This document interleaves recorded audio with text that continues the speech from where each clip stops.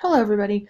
I wanted to send you a message and walk you through Canvas. So, the whole university is moving from Blackboard to Canvas, and faculty um, they have a choice to either go ahead and move things over this semester or wait until next semester. And I decided to go ahead and do it now. So, I wanted to send you a message and show you how to log into Canvas. And during the first week of class, you need to play around with it and make sure you can find everything, that you can figure it out, and just become familiar with it. So if you follow the link in the email that I sent, it should take you to this page. This is UNCW's Canvas login page. Your username is the first part of your email address, and then your password should be the password that you use to log in um, with your email and other areas through UNCW's websites. So once you log in,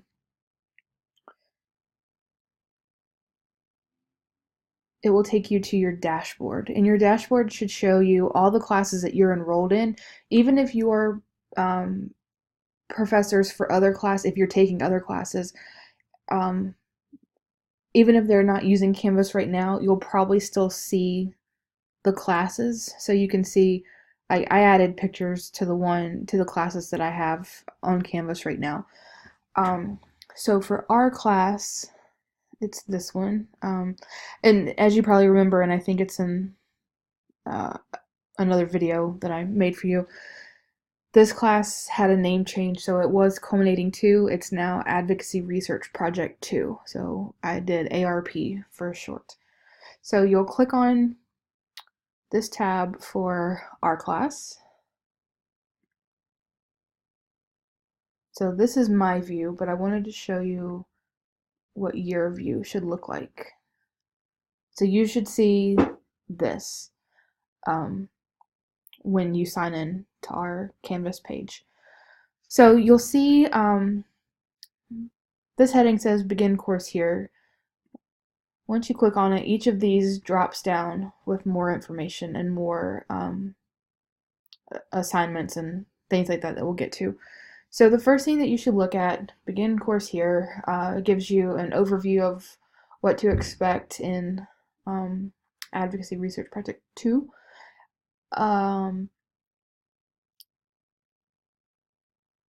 One thing that I added that I want you to make sure you check out is a checklist for you just to pay attention to before you submit work to me.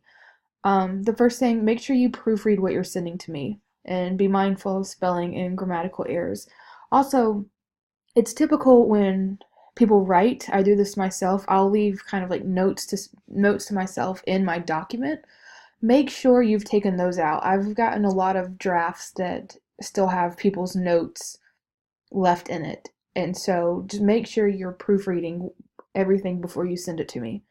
It would be really nice if you would use Grammarly. This will help get rid of your spelling and grammatical errors before you send it to me. Safe Assign, if you want to do that to check for plagiarism, you can.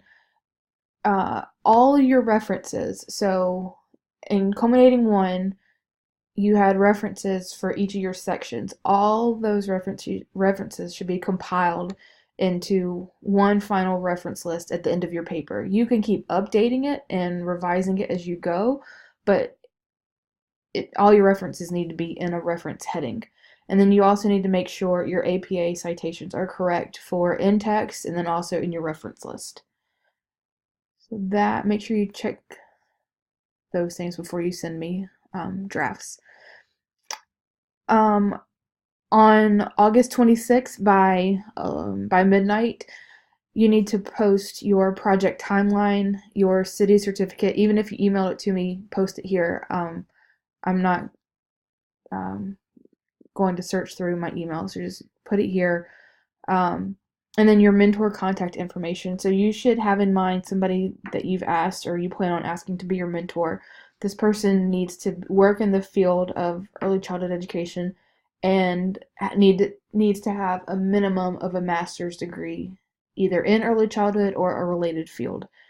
In this under this heading, I gave you more information. So I need your mentor's name, their position, their email address, and their educational background.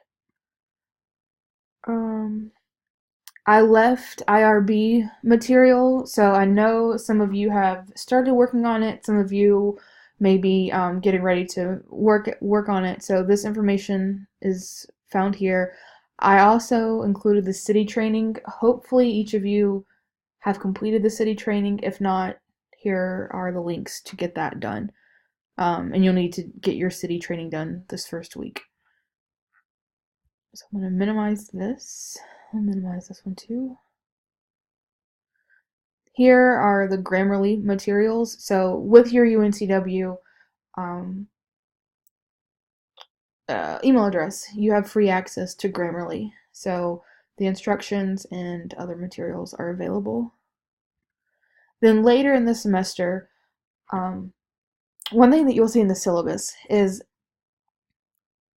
after you collect your data, you need to schedule a phone call with me so we can talk through what you found out and your next steps for data analysis.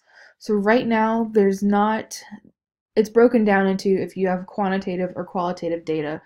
But this needs to be an individual phone call that we have to really hash out how you will analyze your data. And then the same thing for writing your results section. So there is material here, but it's going to be very individualized and it's going to be based on your timeline once you hit that point. So in culminating one, we had more due dates and things like that. Culminating 2 is going to be, Advocacy Research Project 2 is going to be very independent. I believe there are 16 of you in this class, so it's going to be require a lot of independent work on your part. I'm still available for phone calls or Skype chats, whatever you want to do. Or if you're local, we can meet in person. But just know I have a lot of you working on your projects. So let me think. I think that's it for now. But like I said, make sure you check out Canvas. If you need help, so this help bar is helpful. If you have questions, this is going to be your place to go, either through one of these support lines or chatting with somebody. Like I said, this is new to faculty also, so I have played around with it and I know what's going on, but I probably won't have answers to specific questions that people at Canvas could answer a lot quicker than I could. So just keep that in mind. This help tab is helpful. All right, I think that's it, and let me know if you have any questions.